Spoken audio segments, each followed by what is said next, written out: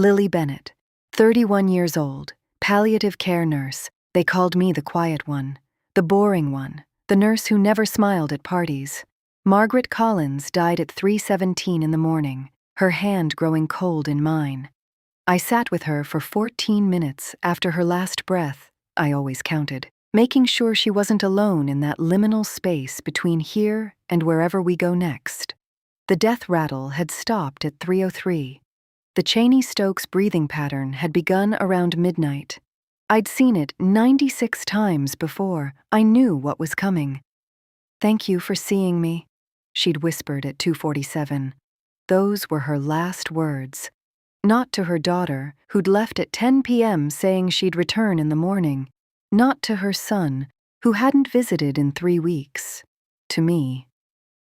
Lily Bennett, palliative care nurse at St. Christopher's Hospice in South London.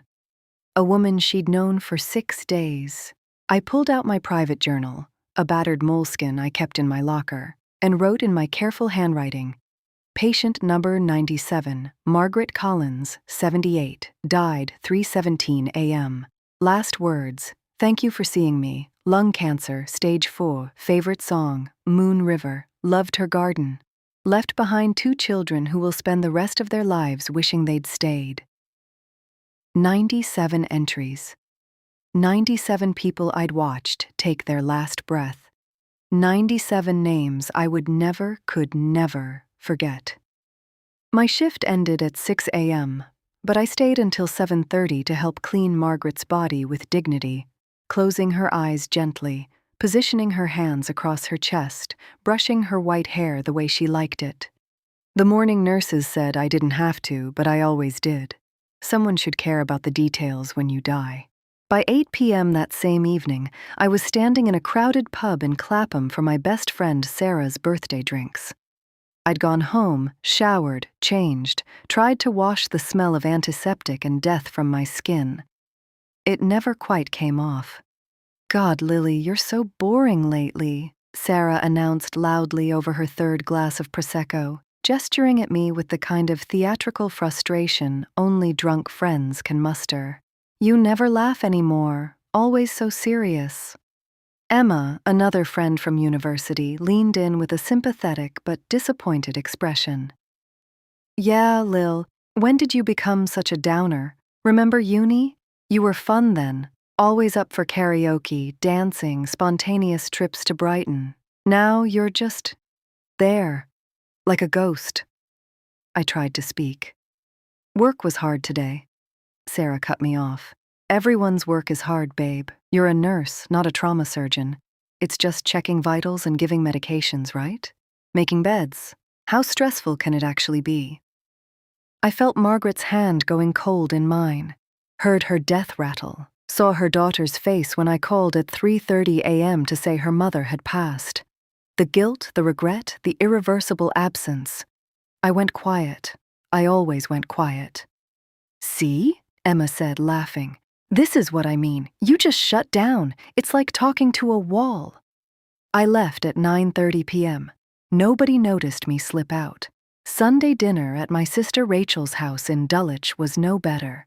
Rachel, a corporate lawyer with a 6-figure salary, a Georgian townhouse, and 2 perfect children, had married Tom, an investment banker. They hosted family dinners with the kind of effortless grace that made me feel like I'd shown up to the wrong play. "Lily barely talks anymore," Rachel said to our mother, as if I weren't sitting right there at her farmhouse dining table. "She just sits there like a ghost. Honestly, Mum, I worry about her." Mum sighed, spooning roast potatoes onto my nephew's plate. "Maybe the hospice job is too depressing, love. Have you thought about working in a GP surgery? Something cheerful. You'd see people getting better instead of, you know." Tom chimed in. "Yeah, all those dying people. Must be a downer. No wonder you're so quiet.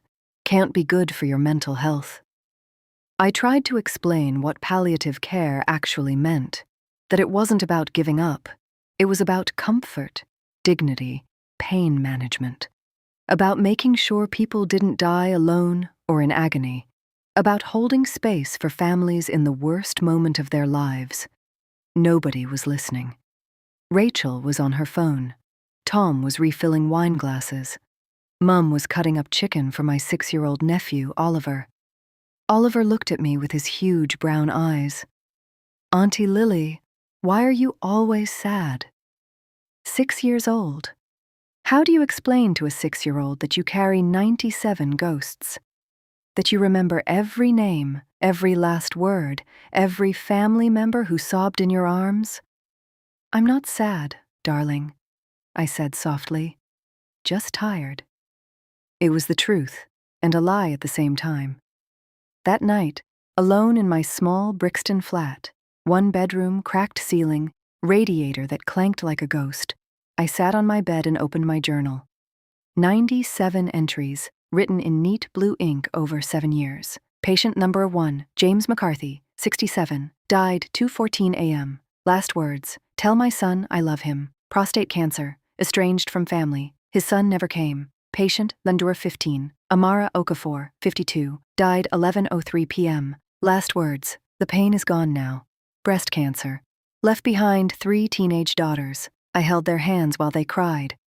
Patient 43, David Chen, 71, died 6:47 a.m. Last words: "I'm ready. Motor neurone disease." His wife climbed into bed beside him at the end. She whispered, "I'll see you soon." She died 4 months later. Patient 63, Emma Whitmore, 34, died 1:22 a.m. Last words: "Promise me you'll remember her name. Maisie. Promise someone will remember she had a mum who loved her." I stopped at patient number 63. Emma, 34 years old, terminal breast cancer. An 8-year-old daughter named Maisie with red curls and freckles, and a stuffed rabbit she carried everywhere. Emma had been on my ward for 3 weeks.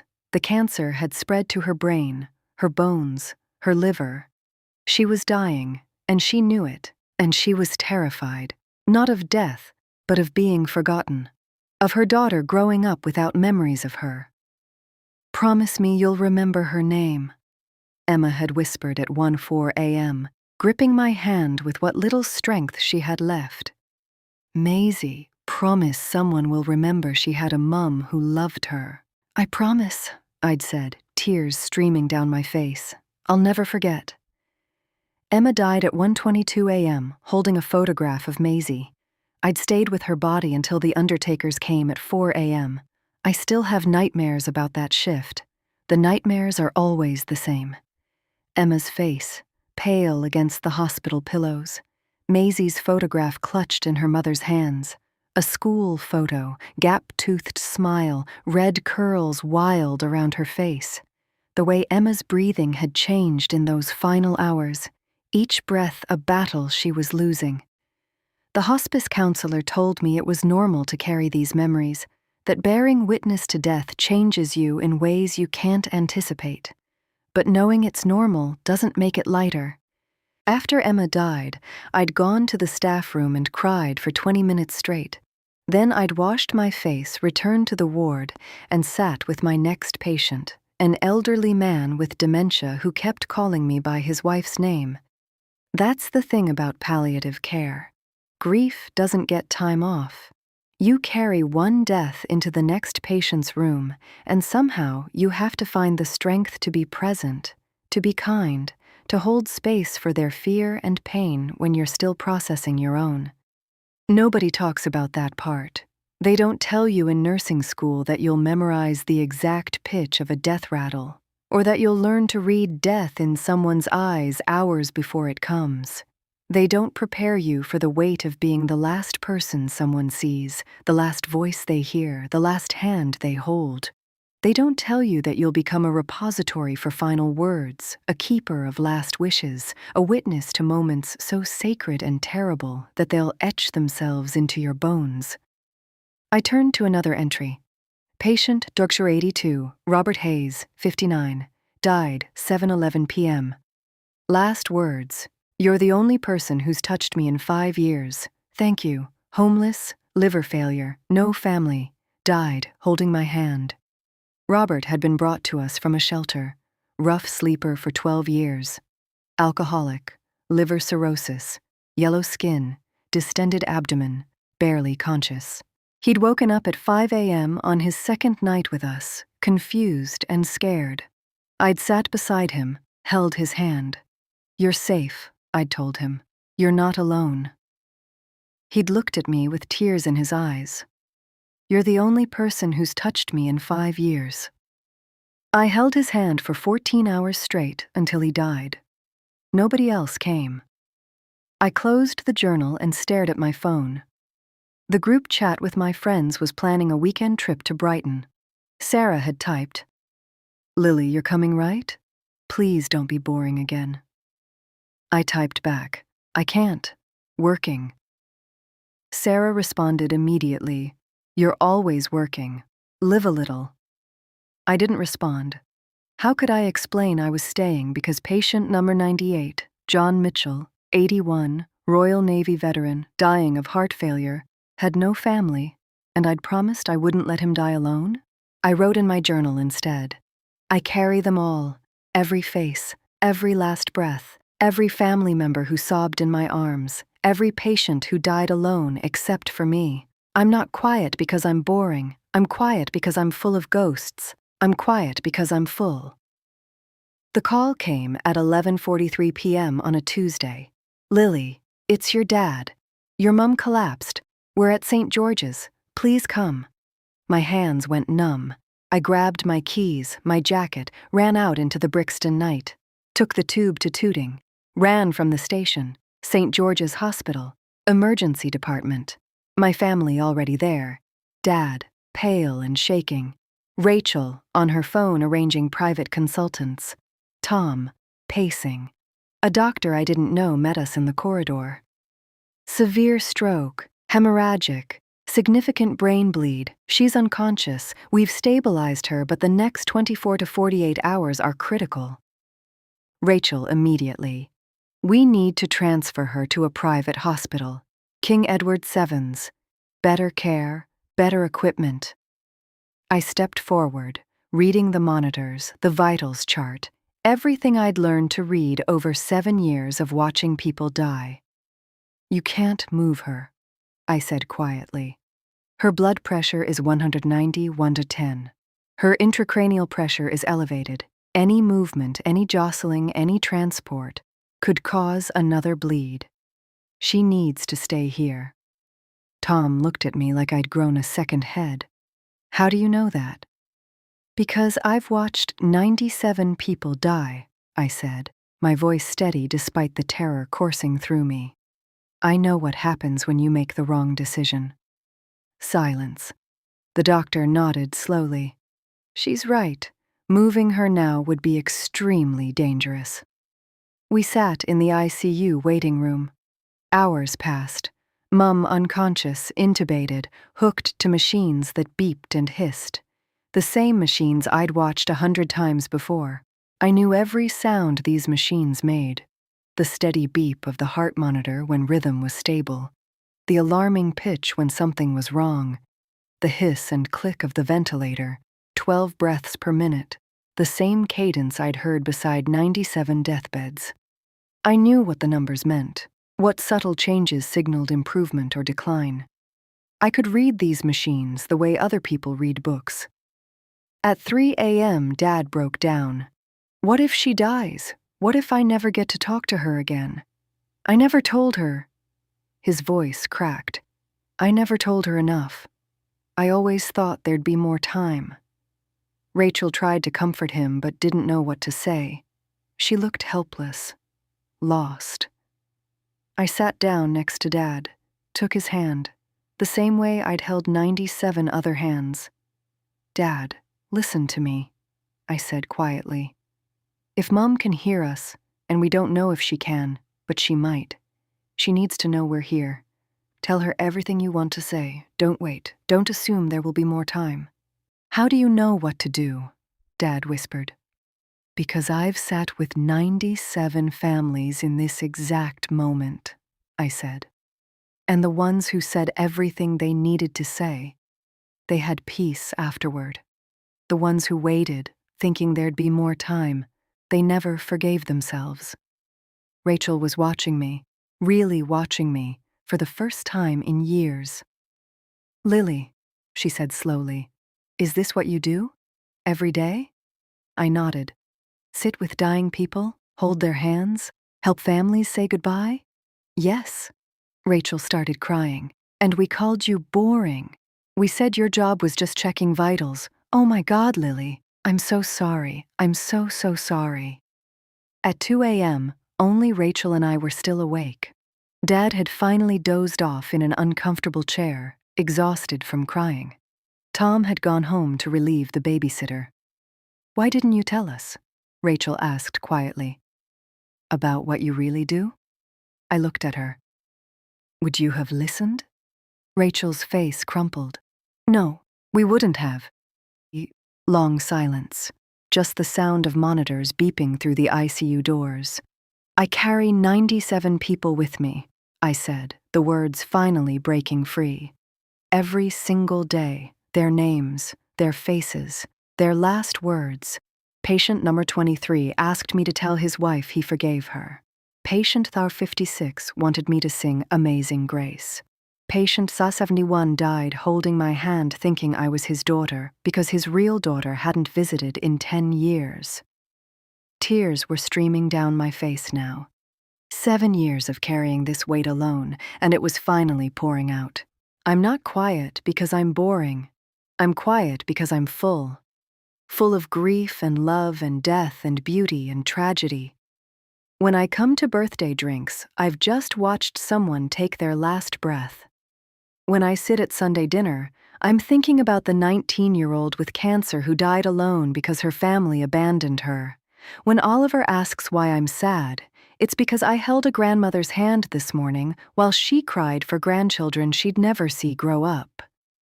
Rachel was sobbing now. I didn't know. Lily, I didn't know. Nobody asks, I whispered. Everyone just assumes I'm quiet, boring, too serious. But the truth is, I'm carrying the weight of 100 souls. And it's heavy. It's so heavy. And I do it alone because nobody wants to hear about death. Dad had woken up. He came over, tears on his face. Lily. Love. I had no idea. Your mom and I, we both thought hospice work was just... We didn't understand. Nobody does, I said, until they need it. The doctor came out at 3:47 a.m. Her condition is stabilizing. Still critical, but she's improving. Her brain scans show the bleed isn't expanding. I think she'll pull through. The relief was physical. Dad collapsed into his chair. Rachel put her head in her hands, but Dad looked at me differently now. If she'd died, you would have known what to do, wouldn't you? You would have helped us through it. Yes, Dad, I said quietly. That's what I do. 3 days later, Mum woke up, weak, confused, but alive. We were all there, Dad, Rachel, Tom, me. Her eyes found me first. You stayed, she whispered, her voice raspy from the breathing tube, the whole time. Of course, Mum. Rachel told me, she said, tears sliding down her cheeks.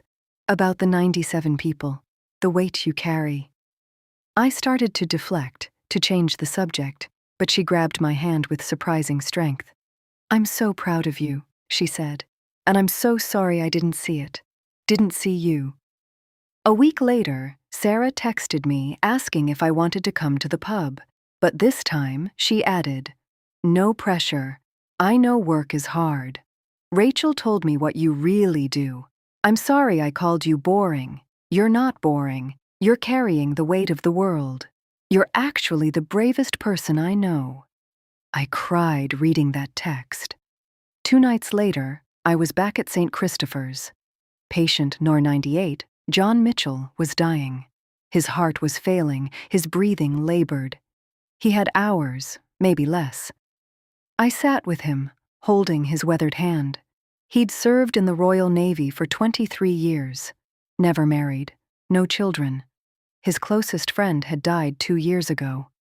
Will you... He struggled for breath. Will you remember me? Always, I said. I remember everyone. He managed a small smile.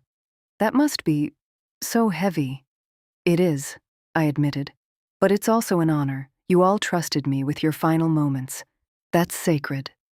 He died peacefully at 4:23 a.m., his hand in mine. I opened my journal and wrote, Patient, Nugra 98, John Mitchell, 81, Royal Navy veteran, died holding my hand. Last words, that must be so heavy. Heart failure, served his country for 23 years, died with dignity. Then I added, it is heavy, but I'm not alone anymore. My family sees me now, finally. Sunday dinner at Rachel's the following week was different. The atmosphere had shifted, softer, more careful. Oliver ran up to me as soon as I arrived. Auntie Lily, Mummy says you're a hero. I knelt down to his level. I'm just a nurse, love. Rachel came over, wiping her hands on a tea towel. No, she said firmly. You're not just anything. You're the person who sits with people when they're most scared, who holds hands when everyone else has left, who remembers their names when the world forgets them. Dad raised his glass at dinner. You carry them all, don't you? The 100 patients. 98 now, I said quietly. 2 more since Mum's stroke. Mum, recovered but still fragile, looked at me with tears in her eyes. How do you do it, love?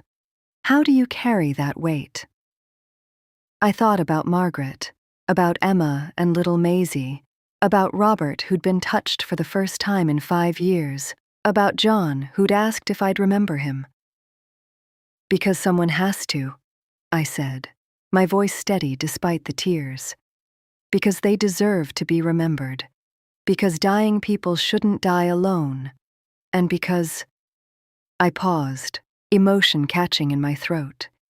Because I'm not quiet, I'm listening to every heartbeat, every breath, every final word. I'm full of their voices, and that's not boring, that's beautiful.